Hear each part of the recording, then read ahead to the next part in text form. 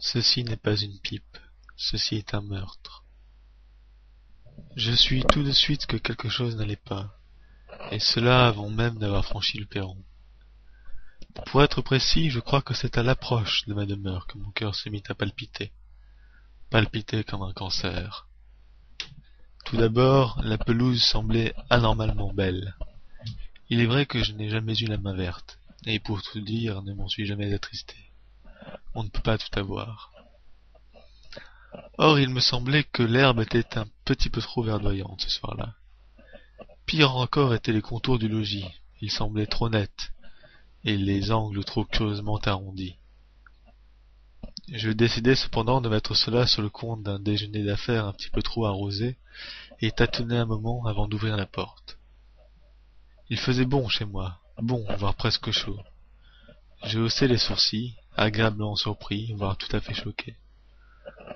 Cela faisait bien 6 mois que je m'échinais à écrire des lettres fleuves à la compagnie de gaz, en vain.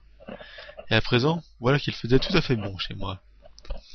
Je décrochai ma parka et l'envoyai d'un geste leste sur le porte-manteau, finalement de bonne humeur, quoique exténué par ma journée. La chevelure de mon épouse dépassait largement du canapé, comme un mince filet de feu. Je me mordis les lèvres. Nous étions encore somme toute de jeunes mariés, et la passion ondulait toujours entre nous comme un bouquet de serpents, à ceci près que nos disputes occasionnelles étaient particulièrement intenses. Mais il me faut être juste, ma chère et douce K était une femme douce, aimante et attentionnée. Elle souffrait simplement, parfois et à degrés variables, d'irrépressibles crises. Du reste, j'en avais pris l'habitude. Et pourtant, je me surprenais chaque soir en rentrant à appréhender le premier contact, à prier pour que le voile de la réalité ne se fût pas déchiré en mon absence. Une peur panique commença à s'épanouir entre mes côtes comme une fleur de minuit, lorsque je pris soudain conscience que le feu de ses cheveux était plus flamboyant que jamais. Les mèches rayonnaient d'une lueur presque agressive. Un coup de folie l'aurait-elle amené à faire une couleur? La crise de la trentaine? Je me raclai la gorge et entrepris de tâter prudemment le terrain. Je n'avais aucune envie de finir sur un champ de mine ce soir. « Bonsoir, chérie, » lui dis-je donc, de la manière la plus naturelle possible. À ces quelques mots tout de même craintifs, elle se retourna, le visage comme un cœur entre ses avant-bras dénudés. Je sentis mon propre cœur se gonfler et chasser les craintes. Bien que ma vie fût médiocre, j'avais au moins épousé la bonne personne. Je lui souris, et bientôt des petits éclairs découpaient ses yeux.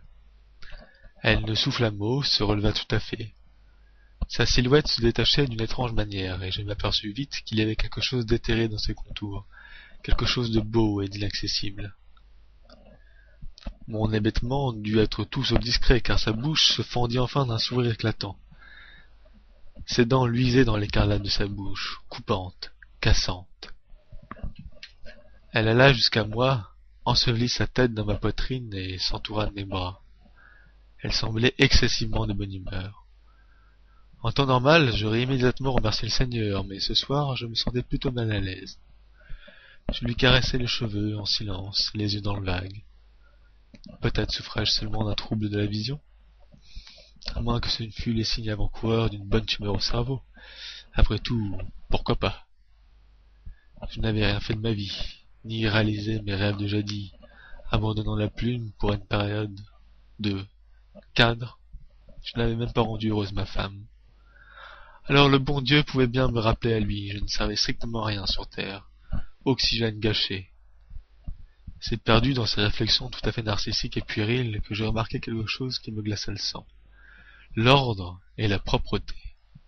Comment cela avait-il pu m'échapper? Ma très chère K n'avait jamais été une petite fée du logis, ce qui m'allait d'ailleurs très bien. Femme au foyer, presque forcée par son handicap mental, elle demeurait cloîtrée entre les murs de notre petite tombe amoureuse, à peindre et sculpter toute la journée. Elle avait toujours aimé la peinture, mais depuis que nous avions emménagé ensemble, c'était devenu une obsession chez elle. Elle assassinait les toiles et les murs, les écorchait de ses ongles, de ses dents, de pinceaux épuisés et exsangues de toute peinture. C'était un chaos de couleurs et de péchés, une fresque de mille folies. Elle pouvait vomir toutes ses folies librement sur les toiles. Le résultat, tantôt hideux, tantôt stupéfiant, nous l'entreposions dans le garage, que nous avions amoureusement surnommé la chambre